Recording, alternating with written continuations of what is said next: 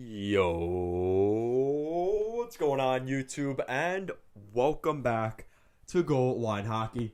It's your boy, Kevin Forte. Guys, we're taking a look today at the recent rumors around the Arizona Coyotes and the Vancouver Canucks. We may see a trade between the two teams in the next couple of days. We'll be looking at that in this video. So, the Arizona Coyotes are in talks with the Vancouver Canucks about a little bit of a shift in terms of the salary cap, as the Arizona Coyotes would send Oliver Ekman Larsson to the Vancouver Canucks. The Canucks, in exchange to the Coyotes, in some sort of deal, would trade Nate Schmidt's contract and Jake Virtanen. So this is an interesting trade. So Oliver Ekman Larsson is the captain of the Coyotes. He's been there for a long time, former first-round pick. He's obviously developed as a player there, and it kind of reminds me of when Keith Yandle went to the Rangers. Seeing him get traded, you were like, he's never going to leave the desert, and what does he do? He ended up leaving the Coyotes to go to the Rangers. Now, obviously, this isn't the same magnitude of trade. Obviously, Oliver Ekman Larsson, his value has diminished, especially this season, and it's kind of gotten to the point where you could tell his time was coming to an end in Arizona. It just sucks that he just signed that contract, paying him $8.25 million per season until 2027. Pretty fitting how he just starts falling off. So you wonder, is it a location issue, or is it his actual just burning desire, drive to continue to play? And I think the Coyotes are maybe seeing a little bit more of that. Now, the Arizona Coyotes also are looking to move out as much salary as possible over the next couple of years. We may see them move out guys like Connor Garland. It seems like they can't get an extension. Phil Kessel. And you may see some of the goaltenders like Antti Ranta and Darcy Kemper out the door as well. So, as the Coyotes start to go into this retool phase, potential rebuild along the way, you're going to see them look to acquire different assets. And I think Jake Virtanen fits that mold. A former 9th overall pick back in 2016, 2017. He's a former top 10 draft pick of the Canucks, and he hasn't panned out. He's a power forward who played with the Calgary Hitmen in the WHL, a pretty big name there, and he just never developed.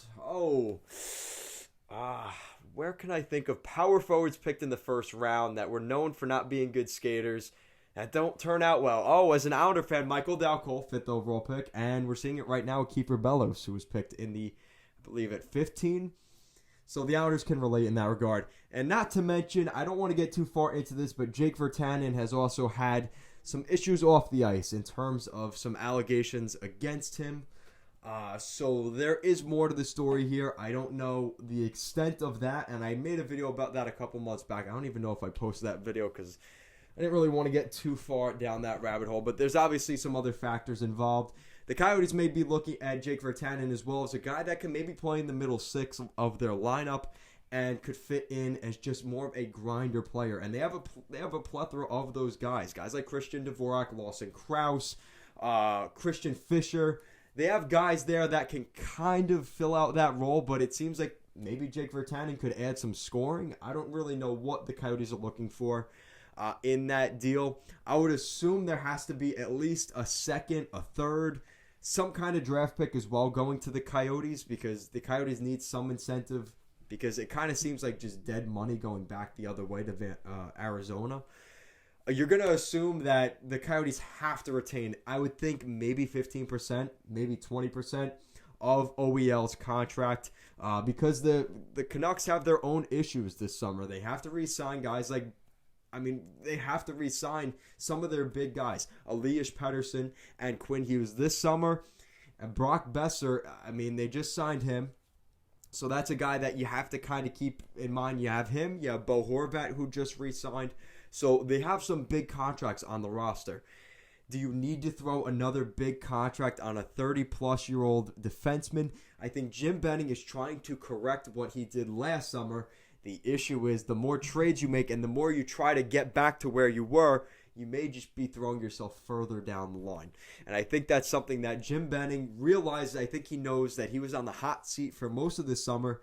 And I made the argument if the Canucks missed the postseason this year, that we would see them let go of Jim Benning, which obviously was not the case.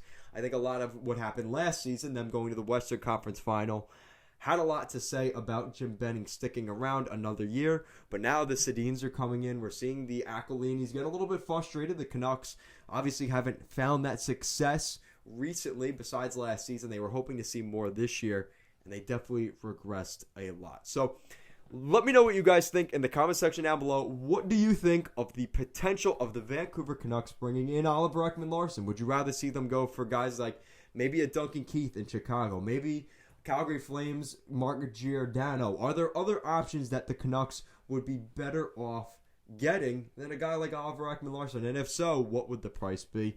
Let me know all of that down below. And if you guys like what we're doing here at Goal Line Hockey, want to see the latest news around the NHL and more videos just like this one, make sure to give this video a big thumbs up and an even bigger subscribe down below. As always, guys, thank you so much for watching this video, and I will see you guys next time.